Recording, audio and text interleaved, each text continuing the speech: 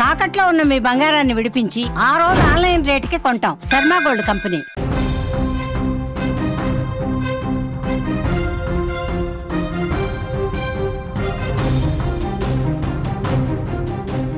Big breaking news చూస్తున్నాం. కడప జిల్లాలో విద్యార్థిని మృతి కలకలం రేపుతోంది. గండికోటలో నగ్నంగా విద్యార్థిని మృతదేహం పడింది. ప్రొద్దుటూరులో గీతం జూనియర్ కాలేజీలో ఇంటర్ చదువుతోంది వైష్ణవి. నిన్న గండికోటకు వెళ్తానని ఇంట్లో చెప్పి వచ్చింది వైష్ణవి.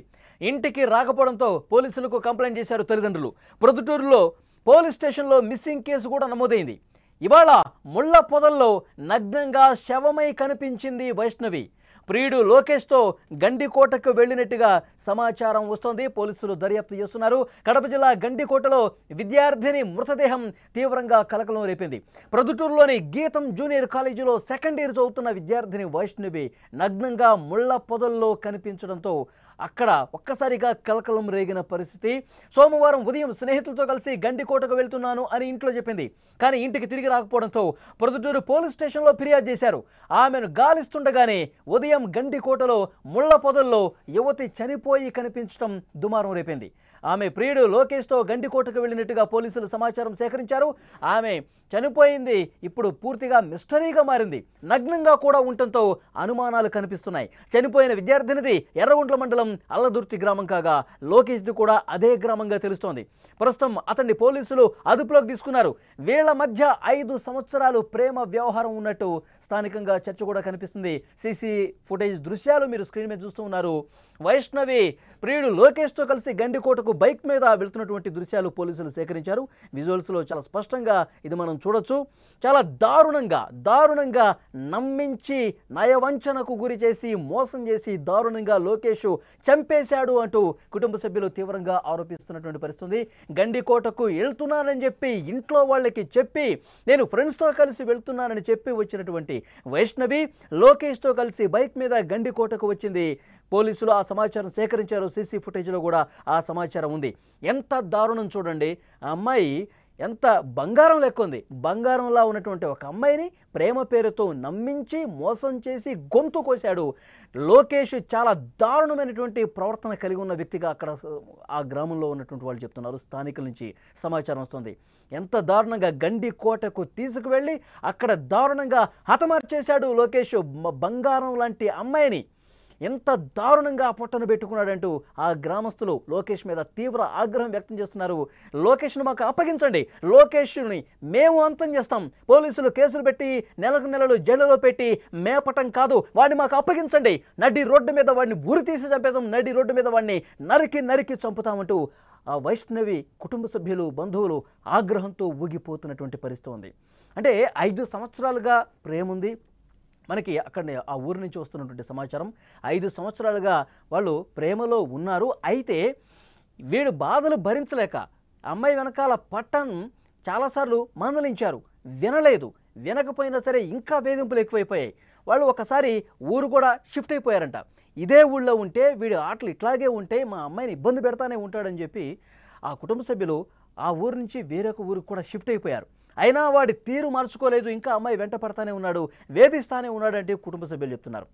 ఇక్కడ మనం స్క్రీన్లో విజువల్స్ చూస్తుంటే గండికోటకు వెళ్తున్నానని చెప్పినటువంటి వైష్ణవి లోకేష్ బండెక్కి గండికోటకి వచ్చింది. సీసీ ఫుటేజ్లో పోలీసులు ఈ సమాచారం కూడా సేకరించారు. అంటే వైష్ణవిని ఏ విధంగా లొంగదీసుకున్నాడు, వైష్ణవిని మాయమాటలు ఏ విధంగా చెప్పాడు, నయవంచన ఏ విధంగా చేశాడు, ఎంత దారుణంగా మోసం చేశాడు. బంగారం లాంటి అమ్మాయిని వాడు పొట్టన పెట్టుకున్నాడు. బంగారం లాంటి అమ్మాయిని చాలా దారుణం అంటే దారుణంగా పోలీసులు కొంత సమాచారం చెప్తుంటే ఆ గండికోట ప్రాంతంలో ముళ్ళ పొదల్లో అమ్మాయి నగ్నంగా పడి ఉంది. నిన్న మిస్సింగ్ కేసు నమోదైన తర్వాత మిస్సింగ్ కేసు పోలీసులు దర్యాప్తులుగా చేస్తూ ఉన్నారు. కొన్ని బృందాలుగా విడిపోయి పోలీసులు ఈరోజు ఉదయం గండికోట ప్రాంతానికి సీసీ ఫుటేజ్ ఆధారంగా వీళ్ళు ఎట్నుంచి వెళ్ళారు మొత్తం వివరాలు సేకరిస్తుంటే గండికోటకు వచ్చినట్టుగా చూసి అక్కడ ఉన్నటువంటి ఆ కొండ ప్రాంతం పూర్తిగా ఆ ముళ్ళ పొదలన్నీ కూడా గాలిస్తూ ఉంటే మృతదేహం కనిపించింది. లోకేష్ పారిపోయాడు, పరారీలో ఉన్నాడు. వెంటనే అతన్ని కూడా వలపన్ని పట్టుకున్నారు పోలీసులు. ఇప్పుడు పోలీసుల అదుపులోనే లోకేష్ ఉన్నాడు. ఎంతో దారుణం చూడండి. ప్రస్తుతం కుటుంబ సభ్యులు తీవ్ర ఆగ్రహంతో రగిలిపోతున్నటువంటి పరిస్థితి ఉంది. మరింత ఇన్ఫర్మేషన్ తెలుసుకుందాం. ఈ కేసుకు సంబంధించి మా ప్రతినిధి సుదర్శన్ ఫోన్ లైన్లో సిద్ధంగా ఉన్నారు. సుదర్శన్, పోలీసులు ఏం చెప్తున్నారు? వేధింపుల కంటే కూడా నయవంచన, ప్రేమ పేరుతో వంచాడు. ఆ అమ్మాయిని అన్ని విధాలుగా నమ్మించాడు, నీకు తోడుగా నమ్మబలికాడు. అందుకే ఆ అమ్మాయి నమ్మి అతని వెంట ధైర్యంగా వెళ్ళింది.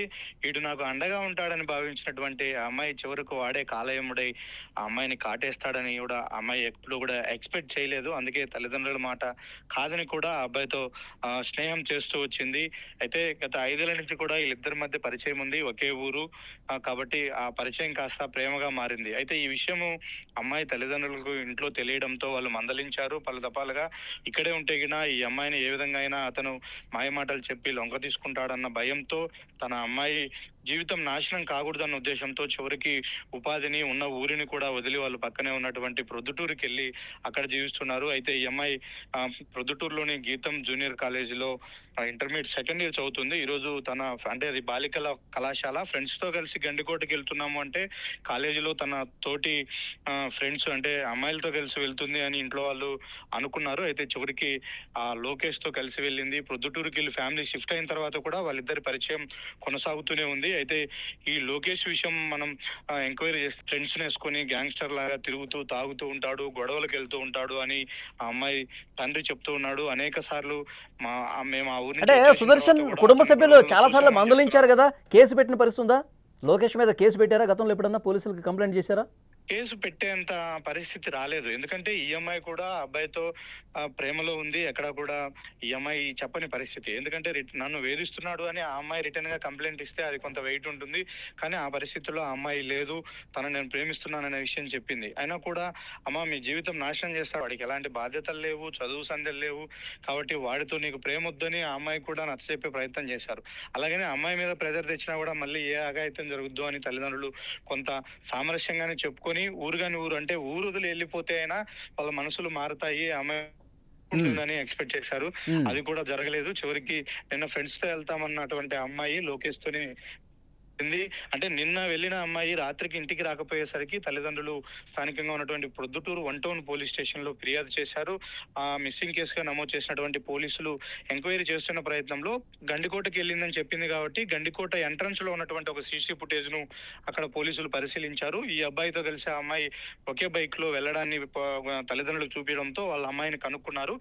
లోపలికి వెళ్ళిన తర్వాత ఏం జరిగిందనే విషయాన్ని పోలీసులు ఆరా తీసి ఆ సరౌండింగ్స్ లో ఎతికారు. అక్కడ రంగనాయక స్వామి ఆలయం ఉంటుంది ఒకటి గండికోట లోపల. ఆ ఆలయం వెనక ఉన్నటువంటి ముళ్ళ పొదల్లో ఈ అమ్మాయి బాడీని, అది కూడా నగ్నంగా, ఎలాంటి ఒంటిపైన ఎలాంటి బట్టలు లేకుండా చనిపోయినటువంటి ముళ్ళ పొదల్లో బాడీని గుర్తించారు. అయితే ఇక్కడ సీసీ ఫుటేజ్ అనాలిసిస్ చేసే ప్రయత్నంలో 10:30 ఆ సమయంలో ఆ అబ్బాయి ఆ అమ్మాయితో కలిసి బైక్ లో లోపలికి వెళ్ళాడు. తిరిగి గంటన్నరలోనే అతను ఒక్కడే సింగిల్ గా మళ్ళీ బయటకు వచ్చాడు. అంటే ఇద్దరు కలిసి లోపలికి వెళ్ళిన తర్వాత వీళ్ళిద్దరు ప్రేమించుకున్నారు, ఇద్దరు అన్యోన్యంగా ఉన్నారన్న విషయంలో వీళ్ళకి ఎందుకు ఆ గంటలో వీళ్ళిద్దరి మధ్య ఏం జరిగింది, ఆ అమ్మాయిని పరిస్థితి అక్కడ ఎందుకు వచ్చిందనే దాని మీద ఇప్పుడు పోలీసులు కూడా విచారిస్తూ ఉన్నారు. ఇప్పుడు లోకేష్ పోలీసుల అదుపులోనే ఉన్నాడుగా, లోకేష్ విచారిస్తున్నారా? లోకేష్ పోలీసుల అదుపులోనే ఉన్నాడు. ప్రొద్దుటూరు సరౌండింగ్స్ లో వాళ్ళు నిన్న రాత్రే ఆ అబ్బాయిని ఎప్పుడైతే గండికోటగా అమ్మాయిని తీసుకెళ్లాడని గుర్తించారో ఆ అబ్బాయి ఫోటో కూడా వాళ్ళకు సీసీ ఫుటేజ్ లో దొరికింది కాబట్టి దాని ఆధారంగా వాళ్ళు ఎంక్వైరీ చేశారు. నిన్న రాత్రి అంటే నిన్న మిడ్ నైటే ఆ అబ్బాయిని ప్రొద్దుటూరు సరౌండింగ్స్ లో పోలీసులు అదుపులోకి తీసుకున్నట్టుగా తెలుస్తుంది. నిన్నటి నుంచి కూడా అన్ని కోణాల్లో ఆ అబ్బాయిని విచారిస్తూ ఉన్నారు.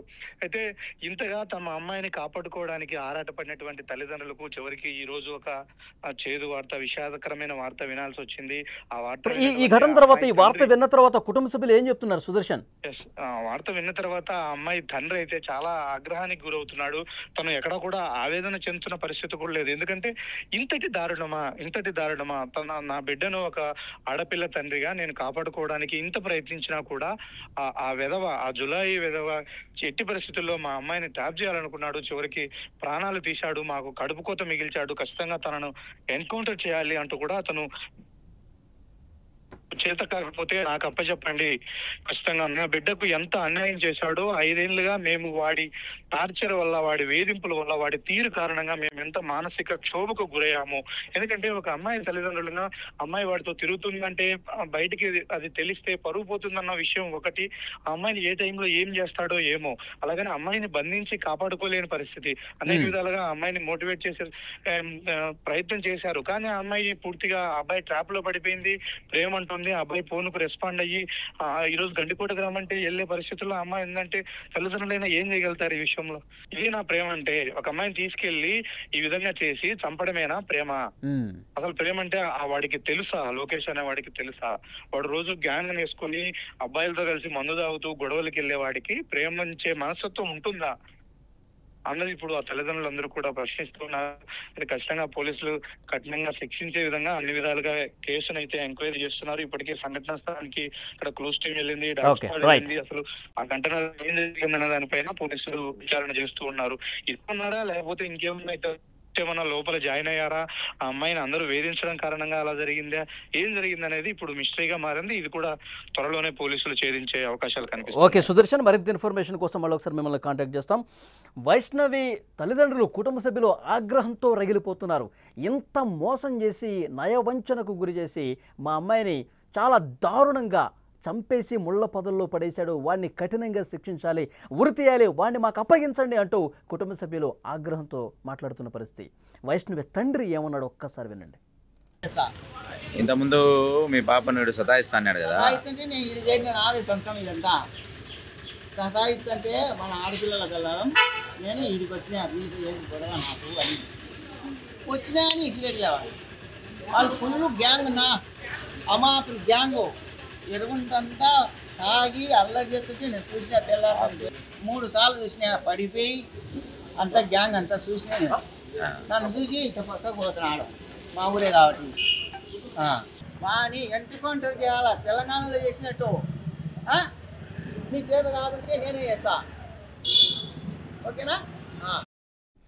అదే తండ్రి చెప్తున్నారు. వైష్ణవి తండ్రి చాలా స్పష్టంగా వాడిని ఎన్కౌంటర్ చేసి పడేయాలి, లేదంటే వాడిని మాకు అప్పగించండి, మేము చూసుకుంటాం వాడి సంగతి అంటూ వైష్ణవి తండ్రి ఆగ్రహంతో రగిలిపోతూ చెప్తున్నటువంటి మాటలవి.